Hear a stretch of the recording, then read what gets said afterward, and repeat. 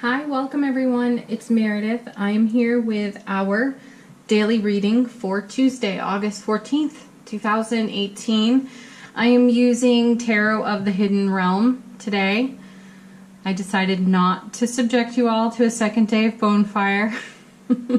I love this deck. I can't believe that I waited so long to use it for our daily readings. The artwork is absolutely gorgeous. Highly recommend this deck. The meanings of the cards are beautiful too.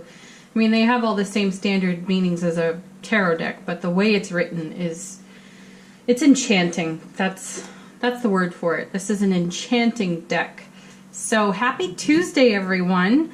So happy you're here. Happy to do your reading. Yesterday's reading was a big one, so yeah. It'll be fun to read your comments about that. Let's look at the bottom of the deck for us today. And we start out with the Three of Pentacles. Ooh, self-mastery. Self-mastery. Perfecting our craft on this card. Okay, that's Earth. It's Mars in Capricorn. It's success. It's rewarding work. So this could be career related. I also feel, though, it's how we are of service in the world with our gifts and talents. For some, this is starting a new business. And in this season of manifestation, that's fantastic.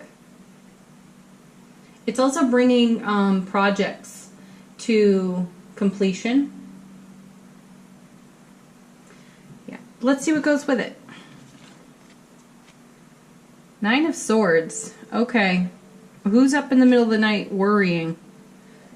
Some of us are. That's our 3 a.m. card. The Nine of Swords is one of our cringe cards. It falls in the category with the Tower. That's air, Mars, and Gemini. So there's Mars energy afoot here. This card, it speaks to having anxiety.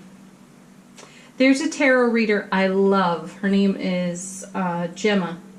Gemstone Tarot is her YouTube channel. But she quoted something about the Nine of Swords. So I'm going to quote her. And it was, after the long night of knives is born clarity. After the long night of knives is born clarity. That was profound enough for me to want to write it down. So I feel that it's so appropriate to the Nine of Swords, because we can spend a whole night up worrying, wringing our hands, having anxiety, just being awake in the small hours. And it creates low energy the following day. It sets us up for a deficit to our sleep patterns. So this is something we're worried about. We're turning it over. Let's see what goes with it so we can sort that out. King of Cups. Are we worrying about a King of Cups? The marrying man. So perhaps there's something that's gone on in our beloved relationships that has been unsettling. Deeply unsettling. Enough to keep us awake at night. So the energy that the King of Cups brings us, now this could literally be a man in our lives. It could be a female with a strong masculine energetic response to a circumstance, a scenario that unfolded or is unfolding. So this is really a heads up to be mindful, to stay grounded in your divine power, stay in your heart space, express yourself clearly, make sure you understand the things that have the potential to confuse you. That means ask questions. But the energy that the king brings us, he's air and water. He's Libra and Scorpio energy too.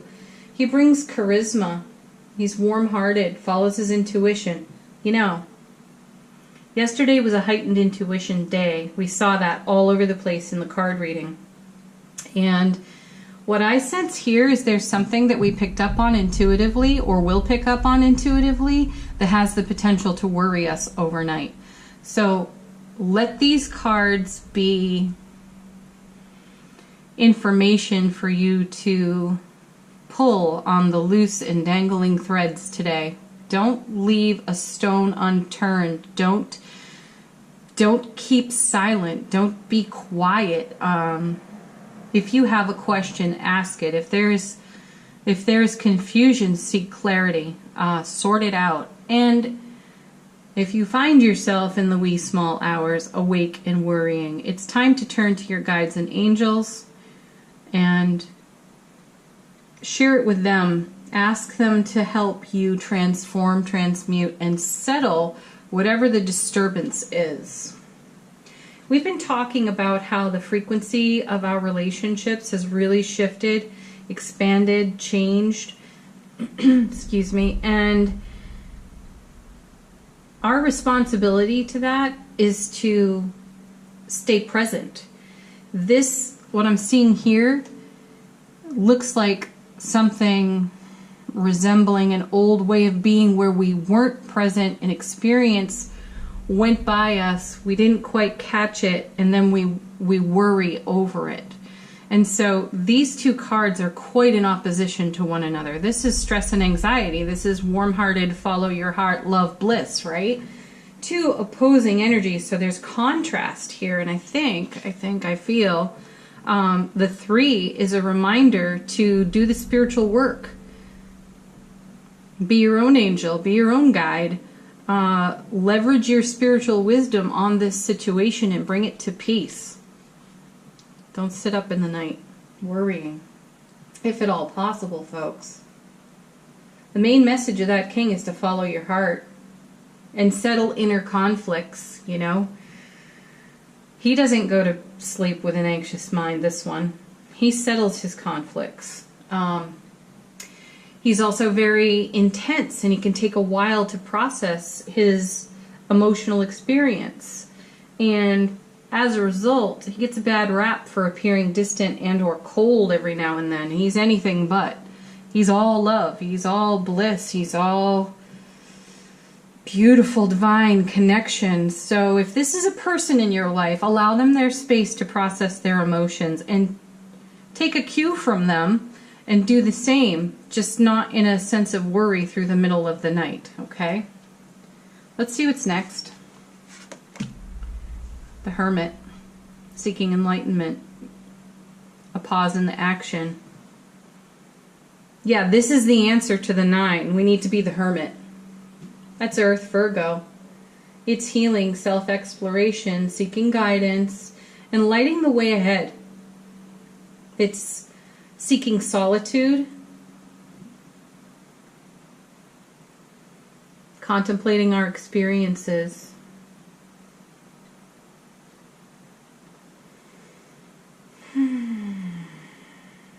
a time out. Process thoughts, feelings. Yes, we need a time out. Okay, this is all about self-care. If we don't do the self-care, we get the 9 of Swords. End of story. So do the self-care and avoid that. Let's see what's next. Ace of Swords. We had this yesterday. That was our bottom of the deck card yesterday. This is a foot in both worlds with a heron on it. We had that message on the High Priestess yesterday. So this reading's connecting to yesterday's reading. You know, it might be wise to rewatch that. There may be a sound bite in there that you need, or we need to hear again to pay attention to. But the Ace of Swords, that's a divine and cosmic gift. So, all right, for those of you who find yourself up in the middle of the night worrying, there is a divine and cosmic gift in that act. So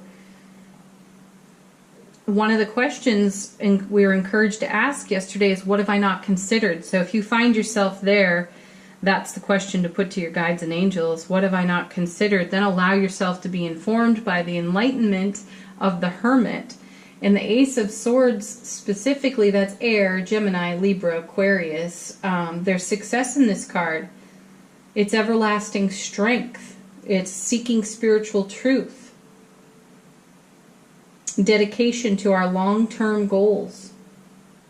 And the Aces have the ability to transform, transmute the disharmonious frequencies of other cards. So the 9 of Swords, it's pretty disharmonious. This Ace is offsetting that, bringing a gift.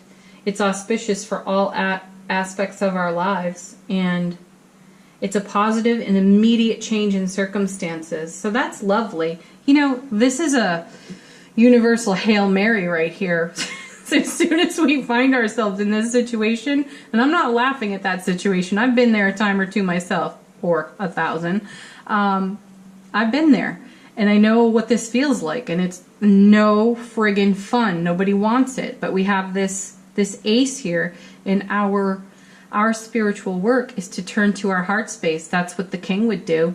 We would seek enlightenment. We would seek answers. We would ask, you know, what of my collective spiritual wisdom can I tune into here that will soothe this situation for me? And then that information comes immediately, and we do it. How beautiful is that? Oh, look at this, the High Priestess. So, look at that moon. Oh my gosh. So she was in yesterday's reading. That Ace of Swords was in yesterday's reading. We are being directed to our spiritual gifts. She's water, moon. She's wisdom, secrets. And again, one of her definitions is hidden knowledge. And I shy away from saying hidden. It's only what we haven't discovered. It's not hidden from us. We need to ask for it. So I know this is a repeat, but the cards are a repeat, and we're in a completely different deck, and these have been generously shuffled. So if we're getting repeat cards one day to the next, then the message is super important. So we're being directed to ask, what have I not considered? What of my collective spiritual knowledge, wisdom, and experience has influence here? What will help me here? And then we're guided to our heart space where we find the enlightenment that the hermit will bring us. So yeah, we need to be our own high priestess. We need to stand with a foot in both worlds. Isn't that fascinating?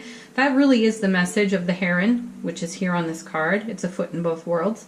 And the high priestess, that's one of her primary definitions. She stands between the veil of the here and now and what's beyond, and she taps what's beyond to seek inner wisdom and enlightenment like the hermit. Let's see what's next. Queen of Swords. Yeah, we're being asked to be really decisive. This is no place for us, this Nine of Swords. Yes, we go there because we end up surrendering or acquiescing. It's not even surrendering. We acquiesce to the voice of our tantruming egos from time to time. And we get out of sorts with ourselves because in hindsight, we realize something may have gotten by us. We really should have asked the question. We didn't ask the question. We don't have the clarity. And then along comes the ego and fills in blanks and tells a story that isn't even true. So here we have plenty of cards directing us. Ace of Swords, Queen of Swords, Hermit, High Priestess, directing us toward spiritual truth and clarity. And then the quote I give you on that card, after the long night of knives is born clarity. Yeah. So let's not be egoic victims of hindsight. Let's try to be a little bit, no, not try. Let's be proactive and be alert, be aware, and ask our questions and get our clarity and seek our inner wisdom. But the Queen, let's get to her. She's water in air. She's Virgo and Libra energy too. She's decisive. She's sharply focused. She's the mind of the mother. The queens and kings, you know, are all about self-mastery. So she brings us authority. And she brings us truth. She encourages us to open our heart space and our minds to new ideas and opinions. She has beautifully woven her instinct with her intuition, and she doesn't hesitate ever. She's an astute strategist. I love that about her. Strategy for life is important. It really is important. You have a plan, have a goal, a desire, intention, a dream. That's the strategy. But then allow the co-creative relationship with all that is to shock, awe, and wow you with the results in this beautiful season of manifestation. She's loyal and she doesn't suffer a fool, which I feel the fool could be us today or tomorrow if this is like a longer running energy. So don't suffer your own foolishness of descending into the acquiescence of your egoic story where your fear tries to tell you something that is untrue. Whoa, gosh, I feel like I just channeled that. I probably did. Yeah, my guides and angels are very present. I feel drawn to clarify that 9. I'm going to use Chuck Spezzano's Love Pack. I love using this deck for clarification. What do we most need to know about that 9 of Swords?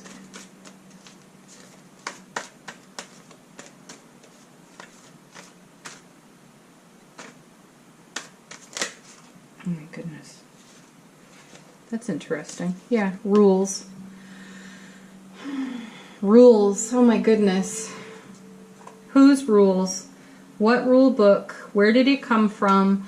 Why does our fear think it can run the show? Let's turn to the king and ask him. Let's melt into our own heart space. Is there anything else we need to know about the 9? Yeah, look at that. Control. It's trying to control an outcome. Something that can't be controlled doesn't actually need control. It's more, fear is trying to create a structure that makes us feel good in the moment. Sometimes that's not possible. Sometimes it just doesn't feel good in the moment. And it's allowing that to pass. Allowing it to pass. The wave of energy, it comes to pass, not stay. So use the energy of the king, the hermit, the queen, the high priestess. Gather your collective wisdom on that 3 of Pentacles and leverage all that on it. And you'll feel better. Will feel better. Okay, Doreen Virtue's Angel Answer cards. This is your opportunity to ask a question.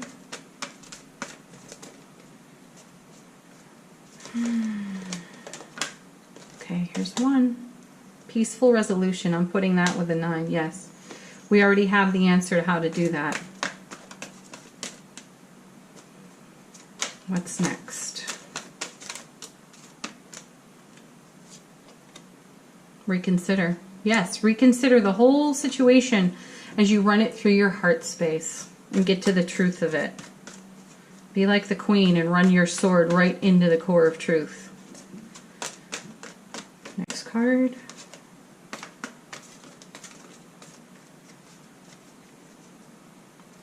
All right. No. Emphatic no. That tells me that whatever we concoct in the middle of the night is a solid no. It's not the truth. And in the break of day, there will be clarity. So, there we go. Let's do our Universe Has Your Back deck. What is the highest and greatest affirmation for us today? I want you right here. This one. I honor how I want to feel. Yes, it's a choice. It's a choice. You're not whimsically subjected to feeling a certain way. The choice is yours. The choice is ours. Beautiful. Happy Tuesday, everybody. Good luck navigating whatever these circumstances are. Leave some comments. Let me know what went on. And the August readings are up, as you know. Don't forget to watch your Sun, Moon, Rising, and Venus. And I also did an extra reading this week. It's called The Week Ahead. I'll link it for you at the end of the video. There's one card for each day of the week. So you'll definitely want to look at what Tuesday's card is.